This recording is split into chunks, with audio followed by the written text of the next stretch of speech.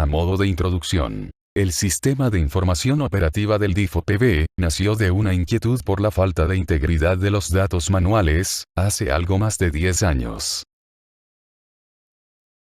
Dado que trabajamos por periodos de lunes al viernes, y para tener una estructura de fechas estable, se tomaron como base las 52 semanas del año. Esta lista de semanas se integra a las bases de datos de los usuarios al principio de cada año. El sistema de ahí toma la semana correspondiente e incorpora la fecha a la base de datos de captura.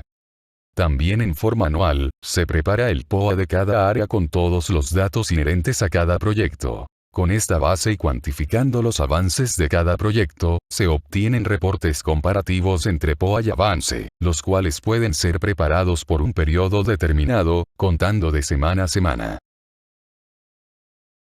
La estructura del sistema se determinó considerando, como primer requisito, la integridad de los datos capturados. Para este efecto, se definió una base de datos independiente, por cada área del DIF-OPB, de esta manera, no existe la posibilidad de que haya mezcla de datos. Por la misma razón se determinaron claves de acceso por cada área y base de datos, así como por cada usuario autorizado, para agregar información a ellas. Las bases de datos están alojadas en un server, que únicamente suple esa función. En cada área existen una o varias computadoras portátiles, que cuentan con el link para accesar la base de datos propia. Al entrar en la base de datos, la información tecleada en la PC, se va alojando en ella directamente. En el viernes de cada semana se efectúa el proceso de la información recabada en las bases de datos de los usuarios, la cual se integra en una base de datos maestra. En esta base de datos maestra se mantiene la información de todas las áreas. A la fecha dicha información cubre un periodo de 10 años. Con el objeto de tener la seguridad de la integridad de la información en las bases de datos de captura, se efectúa una verificación de 3 pasos. 1. Al entrar al link para captura, se pide la contraseña, password, asignada a dicha base de datos. 2. Como paso siguiente, al aceptar la primera contraseña, la cual es general para la base de datos, se solicita el usuario y su contraseña. Cada usuario autorizado para capturar tiene un nombre de usuario y una contraseña.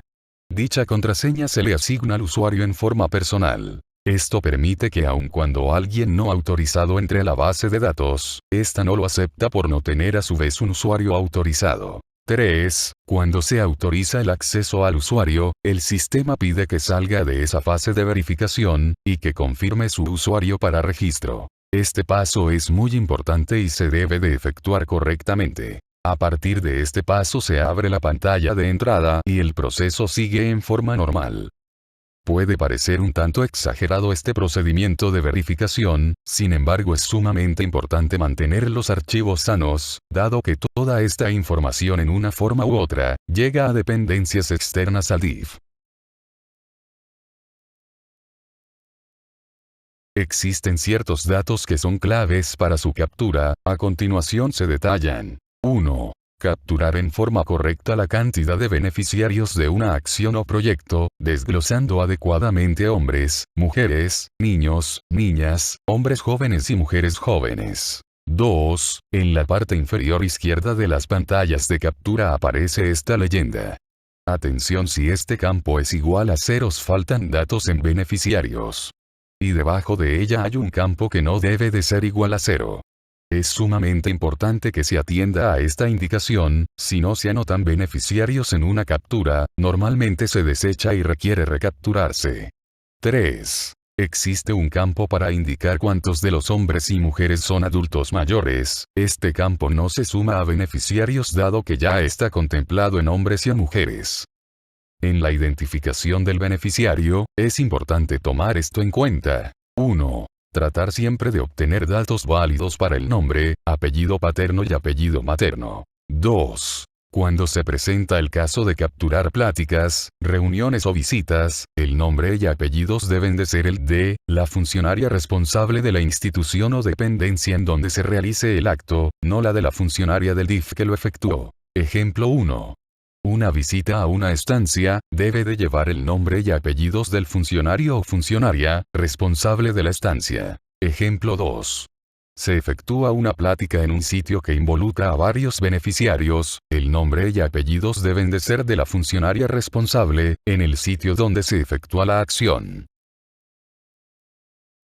Una opción muy útil, y que está preparada en casi todas las bases de datos es la de consulta folio. Si el usuario tiene alguna duda en referencia a la información que ha capturado puede hacer varias cosas con este link. 1. Verificar si un folio que ya se haya capturado tiene la información correcta. En caso de requerir algún cambio, este se reporta a planeación indicando el número de folio, para que sea ejecutado en la base de datos. 2. Si se tiene alguna duda en que un cierto folio que se tiene registrado manualmente ya fue capturado, se pide ver ese folio y si no aparece es que no existe en la base de datos. 3. Dado que se puede pedir un rango de folios, de A, es posible verificar todos los que se hayan registrado durante un periodo.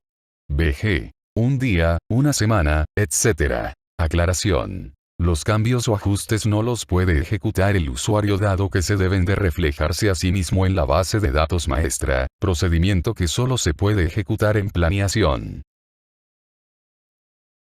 Las bases de datos de cada una de las áreas del DIF o PB, contiene una información que es muy útil para los funcionarios del área. A través de consultas pueden verificar cómo avanzan sus proyectos. Esto se debe de programar en forma específica en la base de datos del área, en función de un requerimiento del funcionario a cargo de la misma. Así, bajo solicitud directa del titular del área del DIF a planeación, es posible programar dentro de su página, reportes de la información capturada para uso del área. Esto puede ser muy útil para propósitos de revisión o verificación de información contenida en la base de datos.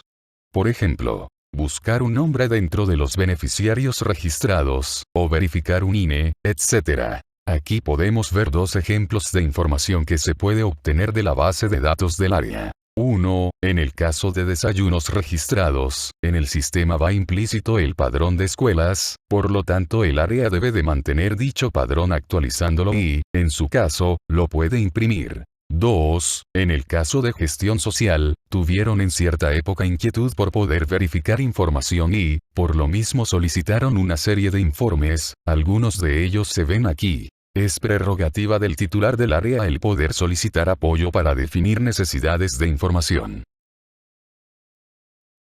Dentro de la cadena que lleva la información, desde el momento que se genera en el campo, hasta que es registrada para su integración a un sistema de información, existe en todos los pasos una gran responsabilidad, de preparar dicha información en forma clara y precisa, en relación con la acción efectuada. El último paso, la captura de la información, es sumamente crítico, puesto que los datos una vez registrados, tienen una dispersión externa al DIF, y, además y muy importante, se utilizan para toma de decisiones en el propio DIF, sobre acciones que se requieran tomar para coordinar la marcha de la dependencia. Es pues de suma importancia que el usuario se compenetre en que su función no es meramente mecánica, sino todo lo contrario, requiere de un tipo de concentración en lo que se hace, que está más allá del mero acto de copiar de un documento a una pantalla. Una información errónea y que no pueda ser detectada de inmediato al procesarla, puede acarrear problemas serios a la dependencia.